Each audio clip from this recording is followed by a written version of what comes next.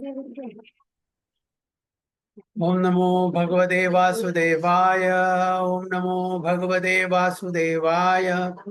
ओम नमो भगवते वासुदेवाय।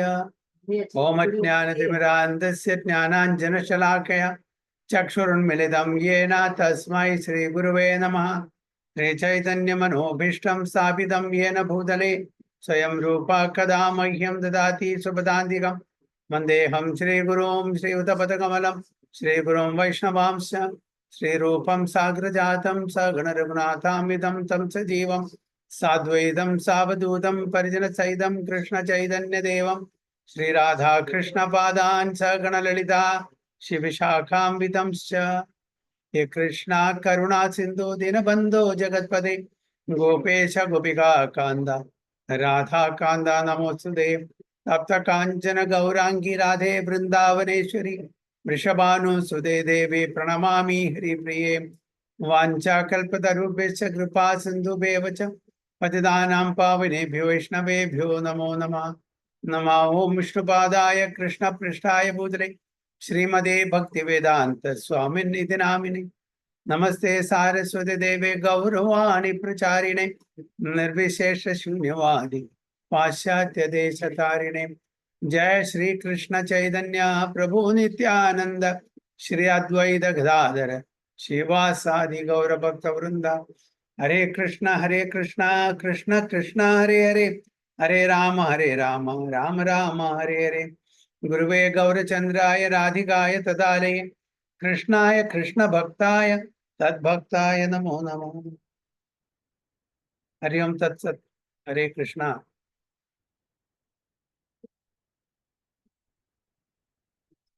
Welcome all the devotees for today's Mukundmala Sloka class. We are reciting 17th sloka onwards. नाथे न पुरुषोत्तमे त्रिजगताम् एकाधिपे चेतसा सेवे स्वास्य पदस्य दातरि परे नारायणे तिष्ठति यं किंचित् पुरुषाधमं कटिपया ग्रामेशमल्पार्थदं सेवाये मृगयामहे नरमहो मूढ़ा वराका वयम्। मयूरी माता जी। हरे कृष्ण प्रभु जी। नाथे न पुरुषोत्तमे त्रिजगतम् एकाधिपे चेतसा सेवे स्वस्य पदस्य दात्री परे नारायणे तिष्ठति यं कंचित् पुरुषोत्तमं कतिपय ग्रामे सम अल्पथादम सेवै मार्गयमाहे नरम अहो बुधा वरका वयम। Okay. Our master, the personality of Godhead Narayana, who alone rules the three worlds, whom one can serve in meditation, and who happily shares his personal domain, is manifest before us. Yet still we beg for the service of some minor lord of a few villages, some lowly man who can only meagerly reward us. Alas, what foolish wretches we are. So, Kulashekar Alvar is condemning himself that we are all serving petty people who are lord of some few villages. Instead of worshipping the Supreme Personality of Godhead Narayana, who is accessible in our own heart as Paramatma, who is accessible in all the authorized temples in the Vigraha form, Archa Vigraha form. Now, instead of worshipping him, instead of serving him, we are serving for meager benefits, some material benefits. The lord of the villages, some highly influential person in the society, or some famous personalities, or some demigods even for that matter. So, how foolish we are. Instead of worshipping the Supreme Personality of Godhead, we tend to serve, or we tend to spend our time serving such personalities from whom we will not get any spiritual benefit. We may get some material benefit temporarily, but that is not enough for us to go back home, back to Godhead. So the eternal dharma of the living being is to render service. No one can escape it. So what is the eternal dharma? It is already given in the Srimad Bhagavatam 2.3.10. That is what it is given here. Akama sarva kamova moksha kama udaridhi tivrena bhakti yogena yajeta purusham. Akama sarva kamova moksha kama udaridhi tivrena bhakti yogena. Sorry, this is not the verse. Savai pumsam paro dharmo yedo bhaktir adokshaje ahaitugi apratihada eyatma suprasidhati. Okay. So, Savai Pumsam Paro Dharma, the Paro Dharma, the occupational supreme occupational duty of the living entity, the eternal Dharma, is to serve the Supreme Personality of Godhead Adokshaya. Tevrena Bhakti Yogena Yajeta Purusham. Okay. How the service should be? It should be uninterrupted, unmotivated. Okay. That is Savai Pumsam Paro Dharmo Yado Bhakti Radokshade Ahaituki Apratihata. Without any motivation, without any expectation. But here, what Kulashekara was telling, we are all serving these so-called petty personalities for some material benefit. In what way they can help us in getting out of the material existence?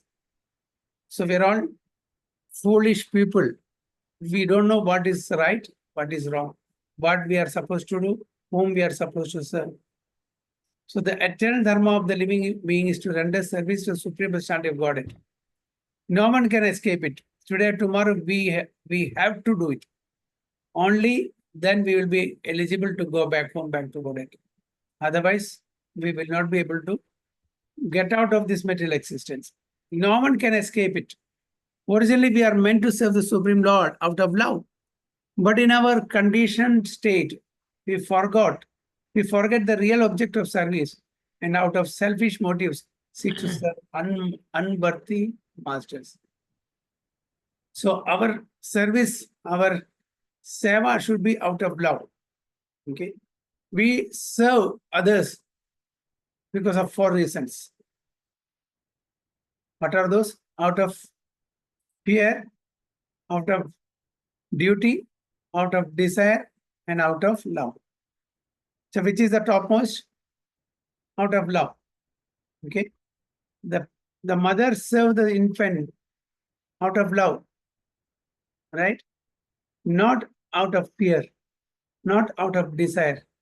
Yes, out of duty and out of love. You can say that.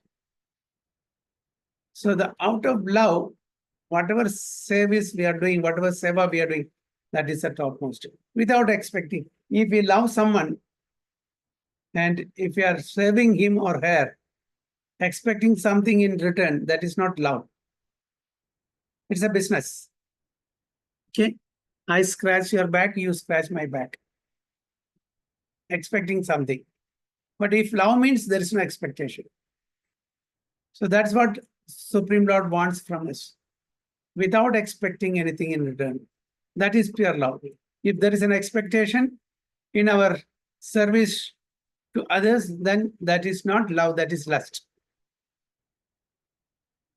And whom do we serve? Unworthy masters. For what? For some meager benefits. Some meager benefits. We serve such persons not out of love, but in hopes of gaining remuneration from them. We want something from them. Even the devotional service, most of us are doing in the same way.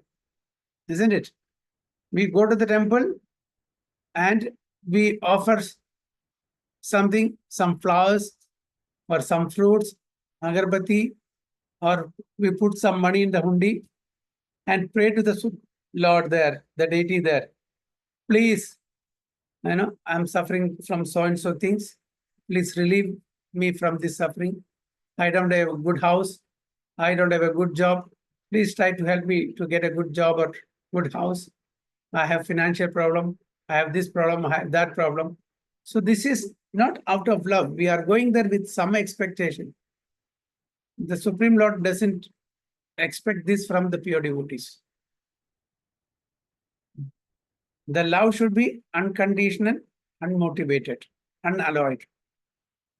So even when we perform so-called altruistic acts, what is altruistic means?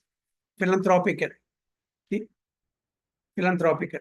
Such service to country or humanity at large is usually tainted by the desire to be recognized as generous or compassionate. We are doing philanthropical activities, social activities. Most of us are doing just for name and fame. Okay, when I give something in donation, I go on propagating this to others. Okay, I have donated so much to that table. I have donated so much to this orphanage. I have donated so much to my relative. So we are expecting something, some name and fame, if not anything else. So even that is not recommended. So without any expert, when you give charity from with one hand, the other hand should not know. That is how the charity should be. But then we keep on telling others, our friends and relatives, I've donated so much there, I've donated so much here. I am very charitable person, this and that. Everything, all the result will go, the spiritual credit will go. Because simply by propagating this, we are losing our spiritual credit.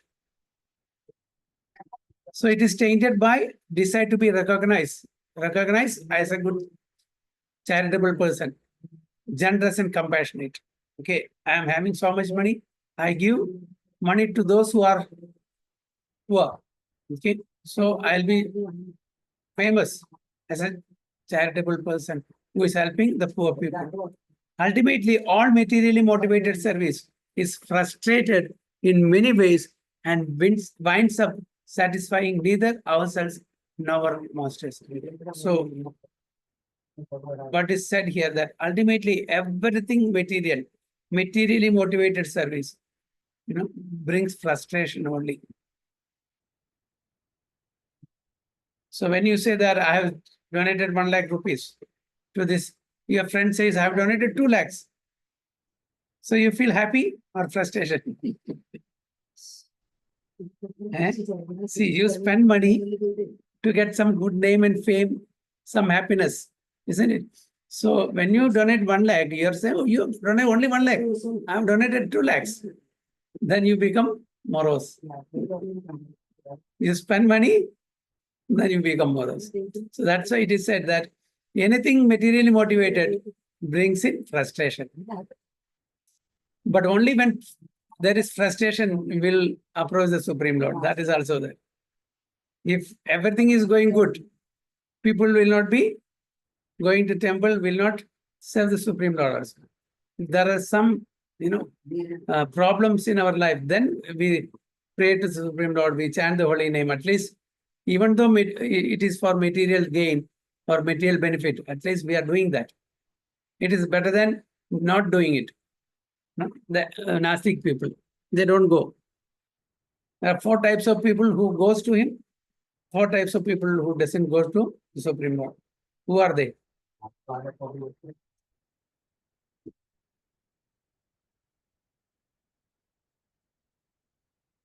4 types of people who approach the Supreme Lord and 4 types of people who doesn't.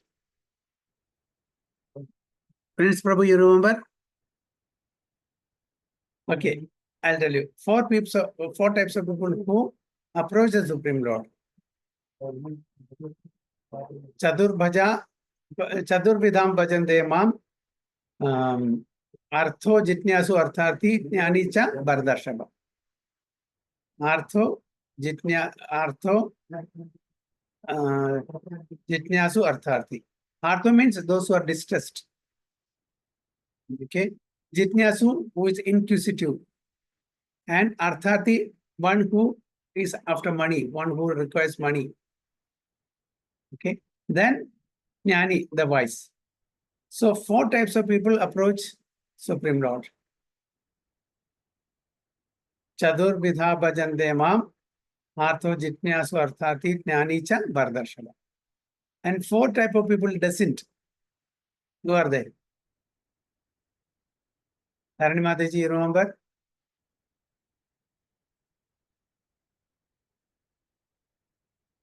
Sachi Mataji? Prabhuji, one person I remember, Maya Pukradanyana. Nama I don't remember the Mudha Prabhadyande Naradama Maya Maya Prahudatnya Pukradanyana. Asarabhava. Okay. Who is that? Nama Dushkridano Mudha. Mudha means fools. Prabhadyande Naradama. Okay. The lowest of the mankind, who are Nasik people. Those who don't have any intelligence also again. Okay. Maya Aparudatnyanam, whose knowledge is stolen, by illusion, by Maya. Asuram Bhava, that is atheistic mentality people. So 4 type of people doesn't approach him. 4 types of people approaches him. Okay. This both slokas are from Bhagavad Gita only. 4 types of people approaches, 4 types of people doesn't.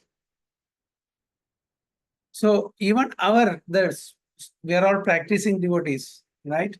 We also approach Supreme Lord with some motivation, with some expectation.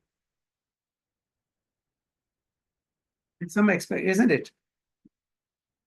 Is there anything wrong in that?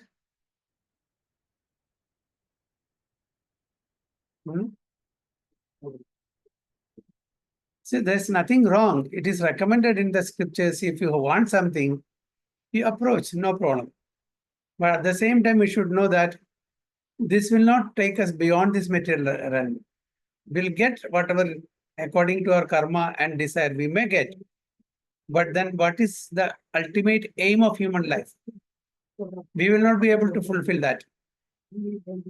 So if at all we want to get deliverance from this material world, then our service should be unmotivated, uninterrupted, unalloyed devotional service. To whom? Adokshaya only. Nobody else. Tivrena Bhakti Yogena Yajeda Purusham Param. Param Purush. Who is Param Purush? Vishnu, Krishna. There are many demigods who are empowered by the Supreme Lord to manage the material affairs, universal affairs. Praying to them, we will be able to attain the spiritual above? No. We may be getting some material benefit from them because they are empowered, they are authorized to give the material benefit. But they cannot give you mukti. Even Lord Shiva says to Parvati, my dear Devi, whatever you ask, I will be able to give you, except one thing. What is that? Mukti. Mukti can be given only by Mukunda, nobody else.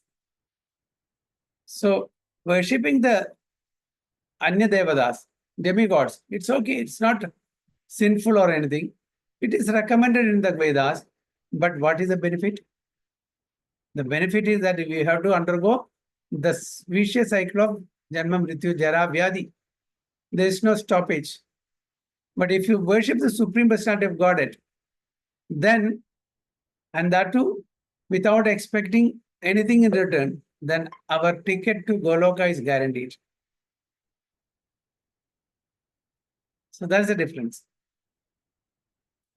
So ultimately, all materially motivated service is frustrated in many ways and winds up satisfying neither ourselves nor our master. So our materially motivated service is neither satisfying ourselves nor the masters whom we are serving. By contrast, Kulashekara points out the great advantage of becoming a servant of the Supreme Lord. So, what is the advantage of becoming servant of the Supreme Lord than becoming servant of the demigods? In what way it differs? Or in what way it is beneficial for us serving the Supreme Lord instead of the demigods? Hmm?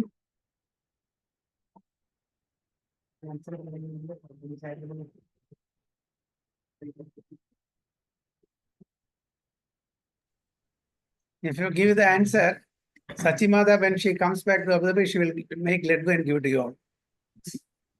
Krishna. Then they might not answer me.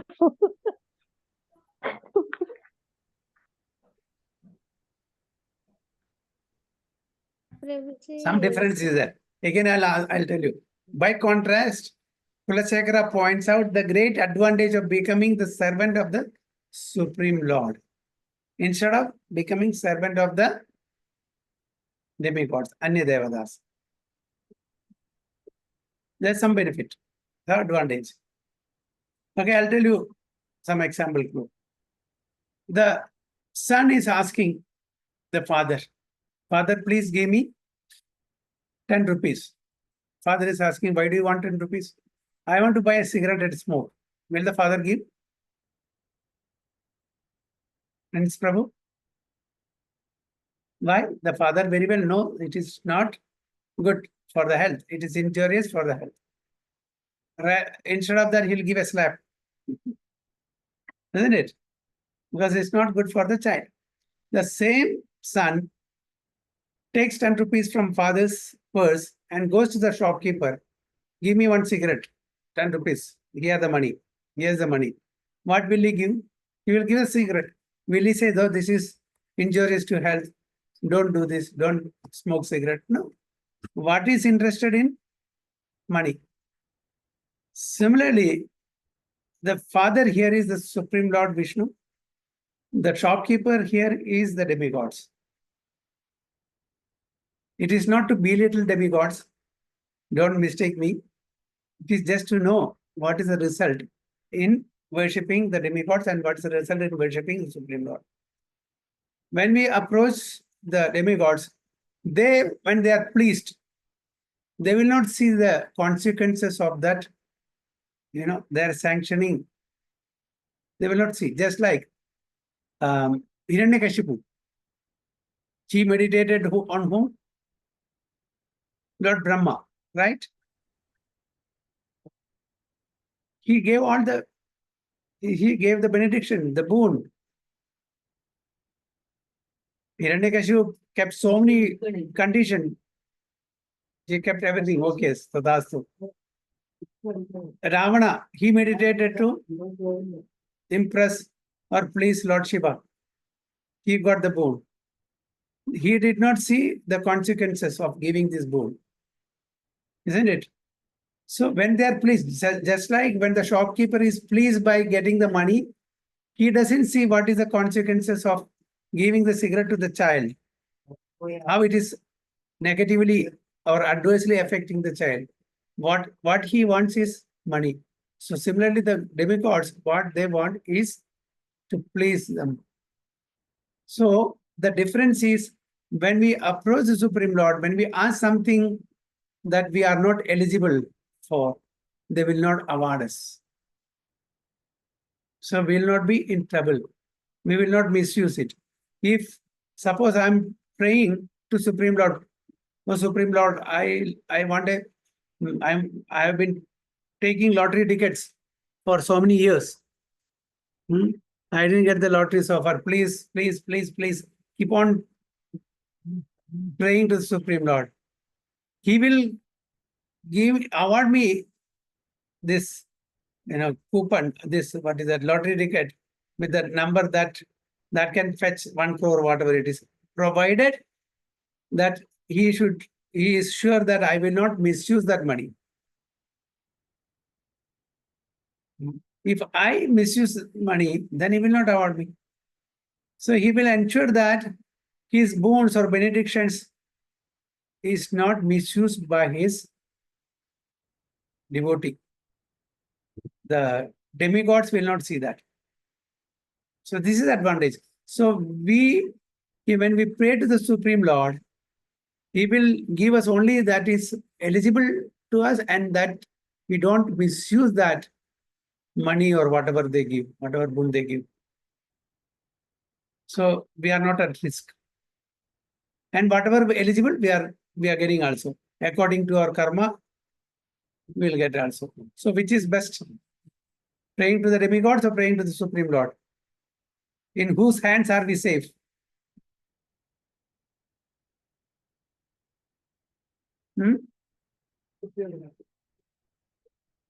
In whose hands are we safe? Supreme Lord. Supreme Lord. Anyway, whatever is destined to us, we will get it. It's no doubt. Even without asking, it will come. If happiness can come uninvited, or sorrow also will come uninvited. Okay. We don't have to pray specifically for sorrow. We don't have to specifically pray for happiness also. Whatever is destined to get, we'll get it. Then why unnecessarily ask? Prabhupada says, the people goes to church and ask, please give me bread and butter. He has opened a supermarket and kept to give you bread and butter. You earn your bread and butter, isn't it? Just simply don't go and ask. You earn your bread and butter. That is what we should do.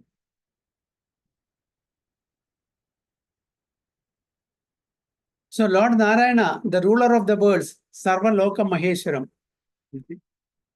Bhaktaram Itnitapasam, Sarva Loka Maheshwaram.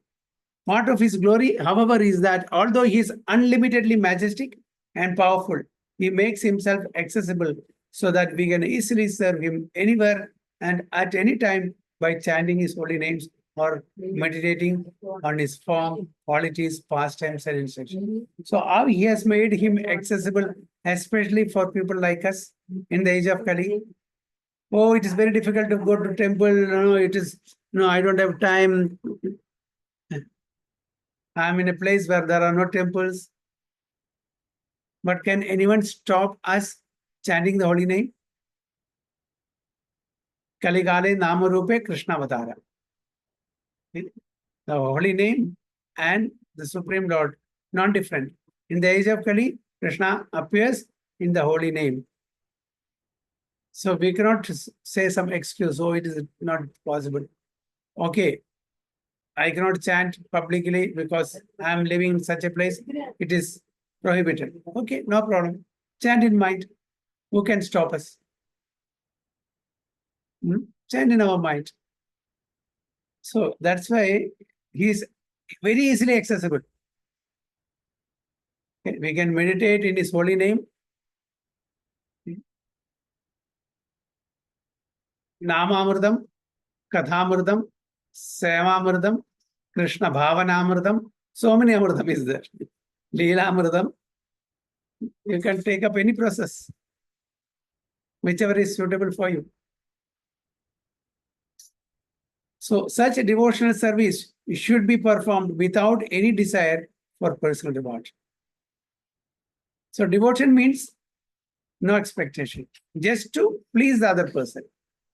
And who is the other person? Supreme Lord. But even if a conditioned soul harbors personal desires, he should render active service to Supreme. So that's also very clearly mentioned. Even if we have desires, we should only render service to the Supreme. As Sukadeva Goswami said to King Parikshit, Srimad Bhagavatam 2.3.10. So that is very clearly says, Akama Sarva Kamova Moksha Kama Udaridi Tivrena Bhakti Yogena Yajeta Purusham. Akama Sarva. Akama, no desire at all. Sarva Kama, all the desires. Moksha Kama, desire for liberation. In any case, whether with all desires, no desire, desire for liberation, one should worship only the Supreme Lord. How? Tivrena bhakti yona. Tivrena bhakti yogena. In bhakti yoga, intense. Yajeda purusham param purusha. Supreme Lord. Other processes are not recommended. Those who want to lift himself from this material realm to the spiritual realm. Those who want to undergo the vicious cycle of Janma Mrityu Jara Vyadi, no problem. You want to enjoy the materially sense gratificatory activities, yes, you can do it. You want to go to the heavenly planets, yes, you can do that. But if you want to get out of the material existence, go to the Supreme Lord in his supreme abode and serve him eternally and in a blissful state of mind, then the recommended process is this. Akama sarva kamova moksha kama udaridi tivrena bhakti yogena yajeda purusham. This from Srimad Bhagavatam 2.3.10. So is it clear why we should only pray the Supreme Lord, not others? So these two slokas, Savai Pumsam Parodharmo Yadho Bhakti Radhokshaje Ahaituki Aprati Yada Yayatma Suprasidani. Supreme occupational duty. Unmotivated, uninterrupted, unalloyed devotional service to Supreme Lord. And even if we have desires, no desires, desires for mukti, one should very intensely do devotional service to the Supreme Lord only. So this is clear. So a person who has broader intelligence, whether he be full of material desire, without any material desire, or desiring liberation, must by all means worship the Supreme, hold the personality of Godhead. Yasadeva has given this in his Srimad Bhagavatam. Service to Lord Narayana culminates in our rejoining him in the eternal Vaikuntha planet. So service to Narayana, where it takes, there is a sloka in Bhagavad Gita. You know, if you pray to the demigods, you will go to the demigods. You pray to the ghosts and spirits, you will go to that abode. You go to the Pitrus, you will go to that abode. Can anybody say what is that sloka? Yanti deva vrata devam viduryanti pratasam yanti bhutani bhutani Yanti madhyachino Yachinopi mam. Okay. Whoever worship the demigods, they will go to their planet. Whoever worship the Pitrus, the forefathers, they will go to their planets. Whoever worship the ghosts and spirits, they will live with them. Whoever worship me will come to me. So which is the best? Coming to me means going to the spiritual world. Never coming back. Going to spiritual world means not coming back again to this material world. Going to this higher planet, higher planets like Swargaloka, Indraloka, or sun planet or moon planet. That means coming back again. Going to Pitraloka, coming back again. So which is best? Where we are supposed to go so that we don't return. Natat bhashede suryo, na shashanko na pavakaha, yat gatvana nivartande tadhama paramamam. Krishna says in Bhagavad Gita to Arjuna, Natat bhashede suryo na shashanko na pavakaha. My abode is not illumined by sunlight, moonlight, or electricity. Pavaka. It is self-luminous. Those who attain that abode will never come back to this material world for perpetual sufferings. Yat gatva na nivartande. One who has attained that will never come back again. So our destination should be Vaikuntha Planar or Goloka Vrindavana.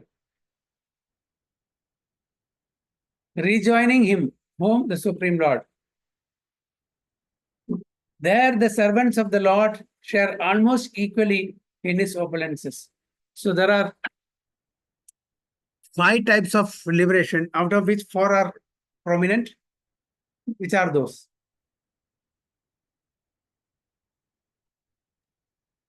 Sarupya, Salokya, Sarupya, Samipya, Samipya, Sastya. and no. Sayuja is the impersonal one. Yeah. Sayuja is not preferred by Vaishnavas. Sayuja, Sarupya, Salokya, Samipya, Sastya. 5 types of liberation. Okay.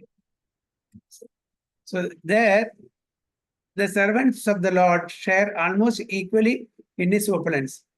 So that is a Sastya. Equal opulence. We'll have the same opulence as the Supreme Lord. That is Sastya. What is it? What's the proper pronunciation? Sastya, right? Anyway, that is the SARSTI, I think, Prabhu. Mataji. SARSTI. SAR. STI. I believe so, Prabhu. I'm not sure. Shasti, Prabhu. Sarsti. Shasti. Sarsti. Sastya.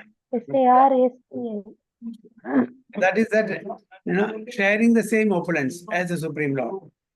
As Srila Prabhupada used to say, become great by serving the great. So beautiful, right? Become great by serving the great. But despite the overwhelming advantage of serving Lord Narayana, we still misdirect our service in the pitiful way King Kulshekara describes it. Even though we know this, we know the advantages, but still we end up serving pitiful way. The small lords. Sometimes a person adopts the impersonal conception of the absolute truth and thinks that by practicing austerities and cultivating knowledge, he will eventually become equal to the Supreme non-respect. Okay. So what it means that when we cultivate knowledge or when we do austerities like tapas, we'll become one or equal with the Supreme Lord. No, it is not possible. We are minute, we are infinitesimal, he is infinite. We can never become the Supreme Lord. That's a misconception. I will give up serving and become the self, he thinks. I will give up serving and become the self. That means I'll become one with the Supreme Lord.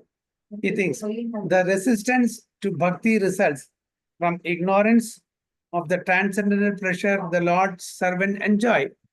If we actually knew how happy we would become by acting in our constitutional position as the Lord's servant, we would take up devotional service at once. Now that we don't know the real benefit of serving the Supreme Personality of Godhead. Now, if we really knew, we would have taken it up immediately at once. So in this connection, Srila Prabhupada tells the story of a man. Mataji? Sorry. He said something? Okay.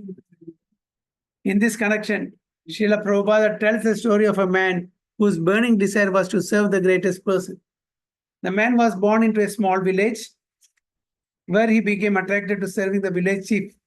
He was very happy in this capacity and tried to please the chief in many ways. He thought that he is the topmost person, greatest person. So he started serving the village chief. But one day a district governor visited the village Okay. Then what happened? And the servant came to understand that this local chief was also a servant, because the local chief is serving whom? The governor, district governor. Then he then asked to be transferred to the service of the greater master. The governor accepted him into his service, and the man was again satisfied, trying to please his new master. But then he saw that the governor was paying taxes and offering obeisances to the king. Now he's seeing that governor is also serving somebody who is a king. The man who wanted to serve the greatest managed to transfer himself into the king's direct service. Later, he started serving the king because he is the greatest person now.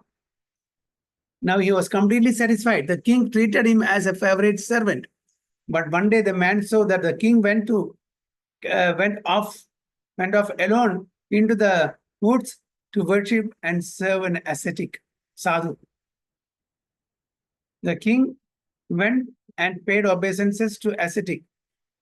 The king's servant later approached that guru and addressed him, "Oh, you must be the greatest person of all, because even the king serves you." This servant said, "Oh, the king," he thought first, the village officer was the greatest person. Then he thought the governor. Then he thought the king. Now the king is paying obeisance to sadhu in the jungle. Okay. So then this person is telling, "Oh, sadhu, so you must be the greatest person. Even the king is paying obeisances unto you." But one alone. The king's servant later approached that guru and addressed him, "You must be the greatest person of all, because even the king serves you. Please let me be your servant. Let me become your servant." The ascetic replied that he himself was a lowly servant of the Supreme Personality of Godhead, Krishna. He, in turn, worshipped the Supreme Personality of Godhead, Sri Krishna. The perpetual servant then asked where he could find Krishna, and the guru directed him to the nearest Krishna temple. Okay, the sadhu was asked by this servant that where I can find Krishna. So he directed him to the nearest Krishna temple. With an ardent desire to decide, the servant went to the temple and received a direct indication from the deity that he was indeed accepted as his servant. Finally, the aspiring servant of the greatest reached his goal, a position as a servant of the Supreme Personality of Godhead. So this is his transformation. Ultimately, he reached Krishna. So there are 5 major rasas or relationships with the Supreme Lord, but the basis of them all is service. The glories of loving service one praise from the great yogi Durvasa Muni, who saw how pleased the Supreme Lord was with his pure devotee Ambarisha. Durvasa said, "What remains to be attained for those who have become the Lord's servants?" And in the Stotra Ratna, Sri Yamunacharya states, what he says, "Bhavandam evanucharan nirantara, prashanta nisheshan anorathantara, kadam aikantika nitya kinkara, praharsaishami sanatha jivitam." By serving you constantly, one is freed from all material desires and is completely pacified. When shall I engage as your permanent eternal servant and always feel joyful to have such a perfect master? This is from Chaitanya Charitamrita Madhya Leela 1.206. By serving you constantly, one is freed from all material desires. It is completely pacified. When shall I engage as your permanent eternal servant and always feel joyful to have such a perfect master? So another reason a foolish jiva may avoid serving the Lord is because of social pressure. So this is a common problem. Presently, most of us are facing. No, my wife is not cooperating, husband is not cooperating, parents are not cooperating, children are not cooperating, or the neighbors, they are not cooperating, friends are not cooperating. What he will think, what she will think, what others will think. This is our common problem. Because instead of satisfying the Supreme Lord, we want to satisfy our extensions. our spouse, the children, the parents, the neighbors. We want to impress them. We just want to compromise the real duty and instead want to satisfy others at the cost of our own fall. It's a common problem. If we serve Lord Krishna, many people may laugh at us. Whereas if we serve the mundane gods of money, prestige, and power, we will be widely accepted. Some people prefer to seek anonymity, and they are afraid that becoming a devotee of the Lord would make them far too noticeable. So they think that, becoming or doing devotional service, chanting Hare Krishna mantra, going to temple, it is something, it is not giving a, what do you call it? It is not giving us some prestige in the society. Our name, fame will be tarnished by going to temple, chanting japa. It's not something good. That is what generally people think. This all you should do after you cross 60 or 70 of age. It's not the right time. Now is the time to enjoy. A real devotee, however, derives such great satisfaction from his service to the spiritual master and Krishna that he doesn't care what others think. As the Srimad Bhagavatam 11.2.40 states. Okay. A real devotee is not bothered about who thinks what. Let them think. This is my life. This is my relationship with my Supreme Lord. This is very private and personal. Let others think whatever they want to. But I will not stop because this is my prime duty as a human being. Evam vratasva priya nama kirtya jata anurago druda chitta uche hasadi atho rauti gayati unmadavan nrityati lokabhaya bahya. By chanting the holy name of the Lord, one comes to the stage of love of Godhead. Then the devotee is fixed in his vow as an eternal servant of the Lord, and he gradually becomes very attached to a particular name and form of the Lord. As his heart melts with ecstatic love, he laughs very loudly or cries and shouts. Sometimes he sings and dances like a madman, but is indifferent to public opinion. So a pure devotee is not at all bothered what others think. He wants to please the Supreme Lord, and they will attain the ecstatic love. So when he comes to that platform, he laughs and cries and shouts and dances, just out of ecstasy. Devotees in the Krishna consciousness movement may be shy at first. We know that especially those who are from the south, okay, seeing these processes of dancing in front of the deities, okay, moving the body, swaying here and there, Swami step, okay. Especially those who are from the South India, because their mode of worship is standing in one place, holding the palms just for 2-3 minutes, then going. But in North India, that's not the case. No, they stand in front, they dance in front of the deity, they sing kirtan, they sing Harinam, they glorify the Supreme Lord, they enjoy.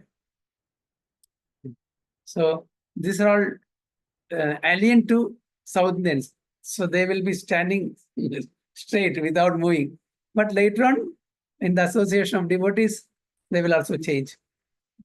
So by chanting the holy name of the Lord, devotees in Krishna consciousness movement may be shy at first, but they soon learn to forget their inhibitions while publicly chanting the holy names and dancing. They do this as a service to the Lord for the welfare of all people, and they also find it ecstatic. So we have some self-consciousness. That's why, we don't want to dance or sing in public. But now, after coming to contact with devotees, we don't bother. We just want to please the Supreme Lord. So we sing and dance. They do this as a service to the Lord for the welfare of all people, and they also find it ecstatic. In his Padyavali 73, Srila Rupa Goswami quotes a verse written by Sarvabhauma Bhattacharya describing just how ecstatic devotional service can be and how indifferent to public opinion an ecstatic devotee is. Let the garrulous populace say whatever they like, we shall pay them no regard. Let people say anything. I will not, listen to them. I will not pay any regard to them. Sorry. Thoroughly maddened by the ecstasy of the intoxicating beverage of love, for Krishna we shall enjoy life, running about and rolling on the ground and dancing in ecstasy. So when we come in the association of devotees, we forget. We are not self-conscious that we just sing and dance out of ecstatic love for the Supreme Lord.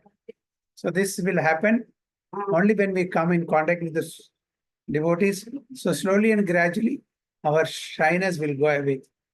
Then we'll be used to these processes. So there won't be any, shy later on. Okay, this is it. Hare Krishna. So next is 18. Okay, so that we will take next week only. Vancha kalpatarubhesya kripa sindhubheva cha patidanam pavanebhyo vaishnavebhyo namo namo. अनंत कोटि वैष्णव की जय, श्रील प्रभुपाद की जय, गुरु महाराज की जय, गो प्रेमानंद जी।